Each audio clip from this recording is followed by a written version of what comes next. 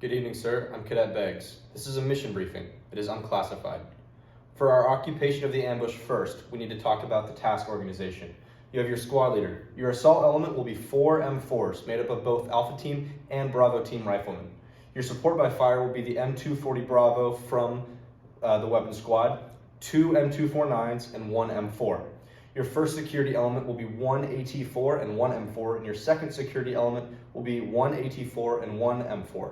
Although an AT4 is not organic to a rifle squad, they've been attached to our squad for this ambush. Our EPW S&O team is going to be the Alpha Team leader and an Alpha Team rifleman. Our aid and litter team will be the Bravo Team rifleman and a Bravo Team M249. The demolition team will be the Bravo Team leader and the Bravo Team rifleman. The Bravo team leader is going to be on the demo team because they will also be responsible for placing the claymores that have also been attached to our squad. Sir, we're going to be conducting an almost L-shaped ambush. You have your support by fire, your assault element, 2 security elements, but most importantly, we've established several direct fire control measures. First, you see 3 target reference points, as well as 3 phase lines. The third phase line is a little bit further down that you'll see in just a second, as well as an LOA towards the bottom of the screen. All of these are to ensure that we negate the effects of fratricide. In identifying the enemy, we can notice that they are very far south of our current position, but they should be here around noon. The time of day is very important because it means that we need to make sure we have proper cover and concealment before conducting our ambush. You'll notice that the enemy has 2 avenues of approach to our current position. However, they will reach a choke point that allows our current ambush site to be the best possible location for it. However, we still have all of our bases covered by having a security team just up here and a security team covering the back exit. That way, no matter which direction they come from, we're going to be ready. They're traveling they're a mounted North Torbian squad in a CSK-141, which is just an armored truck.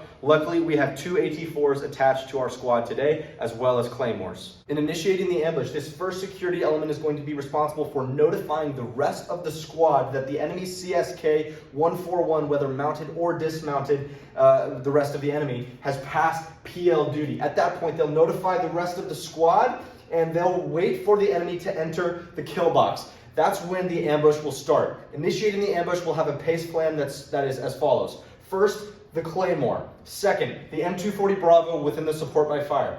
Third, the first security element's AT4. Finally, the squad leader's M4. 2 quick notes. First, on communication, because this is during the day, normal hand and arm signals will likely work as long as we're able to maintain visualization with the other elements. If it doesn't work, we're going to be able to tie 550 cord to 1 member in each element's arm, and we can just use that to tug each other's wrists to let them know when the enemy is coming. Second, these claymores visualizations that you see in front of you, they should be pointing down at the road. Unfortunately, this technology, while it's super helpful for visualizing what's going to happen, wouldn't allow me to rotate the claymores. But they will be facing down, not facing up. That's how we negate fratricide. After initiating the ambush will come the mad minute, in which every element of the squad is going to concentrate all of their firepower onto the enemy. That is what's called the mad minute.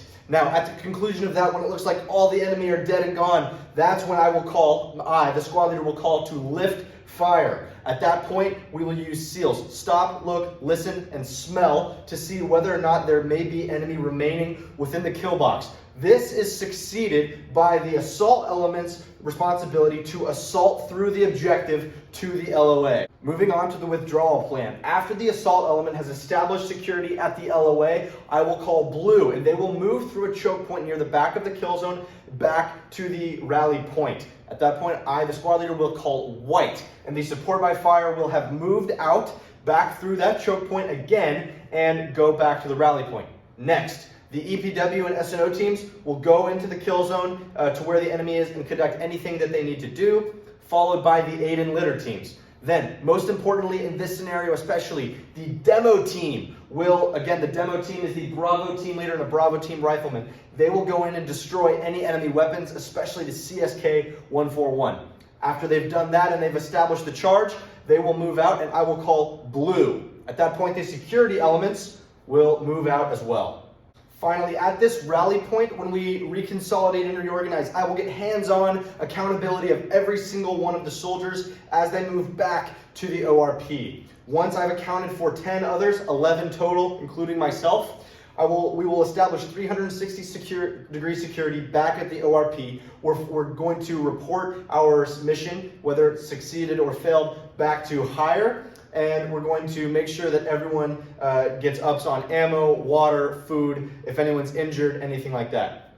Sir, this concludes my brief. Thank you very much for your time.